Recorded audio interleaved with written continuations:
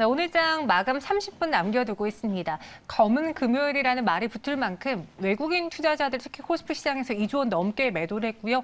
양시장은 1%대 하락을 보여주고 있습니다. 대형주들이 또 한 번 밀려나는 상황에서 어떻게 마감 준비를 해야 될지 또 눈여겨봐야 될 종목 무엇이 있을지 두 분과 함께 마지막까지 전해드릴게요. 정태근 팀장님, 송도현 대표님 함께하십니다. 어서 오세요.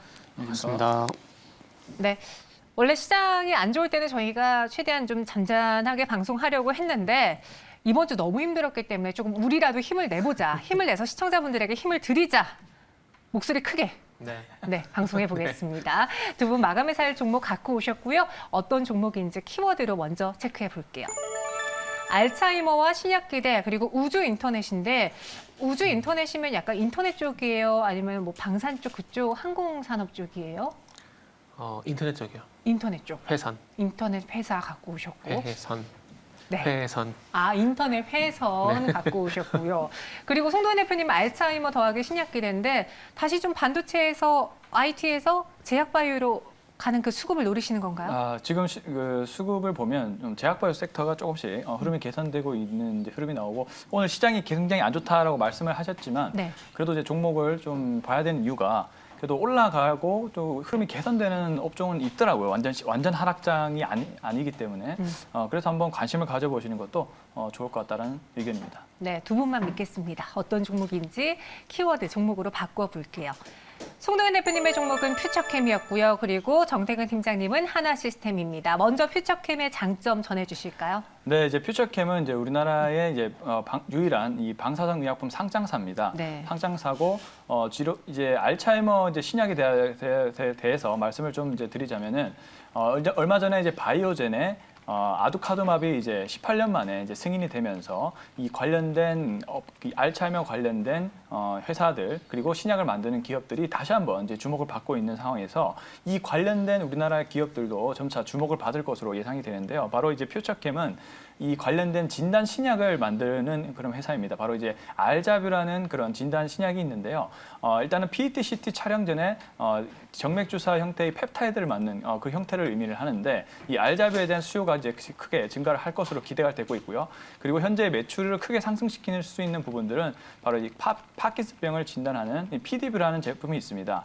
이 PD뷰를 통해서 계속 이제 매출액이 높아지고 있고 최근 뉴스나 이런 부분들을 보더라도 또 PD뷰가 뭐 한국 국내 시장을 접수하고 미국으로 진출한다 이런 말이 있을 만큼 PD뷰에 대한 그런 기대감도 높은 이제 그런 상황입니다.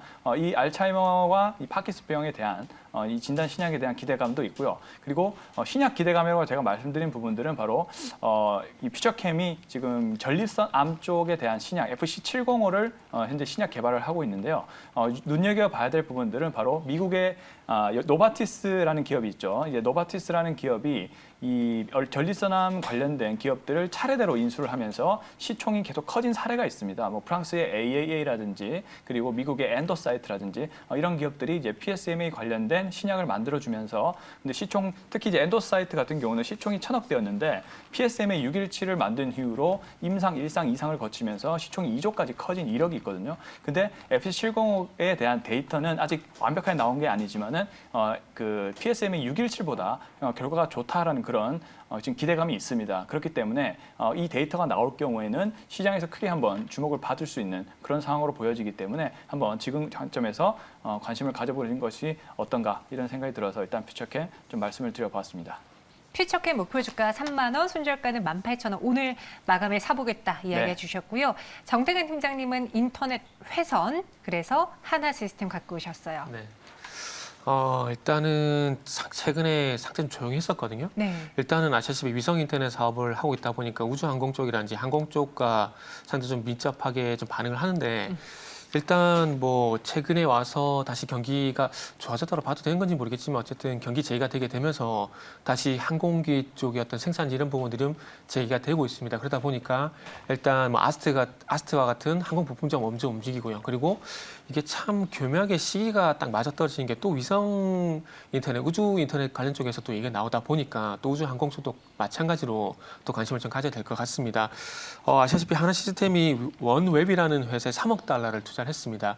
아시다시피 4월 달에 하나시스템은 유상증자를 실시했는데 그때 당시 유상증자를 실시한 자금을 적재적소에 일단 잘 투자를 하는 것 같습니다. 일단 이 원웹 같은 경우는 글로벌 우주 인터넷 서비스를 이제 본격적으로 시작을 하는데 우리가 아니고요. 그 예전에 2002년도부터 WCDMA라 그래가지고 위성 안테나 얘기가 상당히 좀 많이 나왔었는데 이제 그게 한 20년 만에 그게 상용화가 좀 된다라고 보시면 될 것 같아요. 그동안은 이 인터넷 회사 현재 주파수가 그 지상에 있는 기지국을 통해서 계속해서 이게 주파수가 연결이 됐었지만은 앞으로 6G, 7G로 가기 위해서는 이 5G가 가지고 있는 가장 큰 단점을 해결해야 됩니다.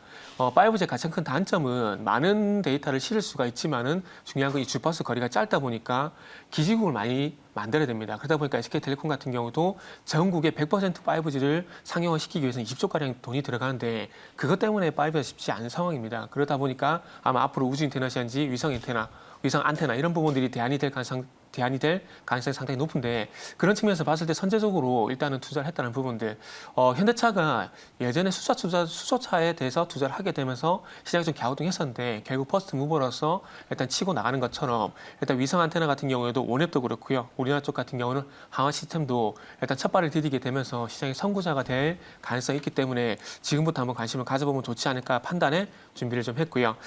가격 전략 같은 경우에는 18,000원 이하 그리고 목표가는 1차 목표가는 21,500원 그리고 손절가는 17,300원 제시하도록 하겠습니다.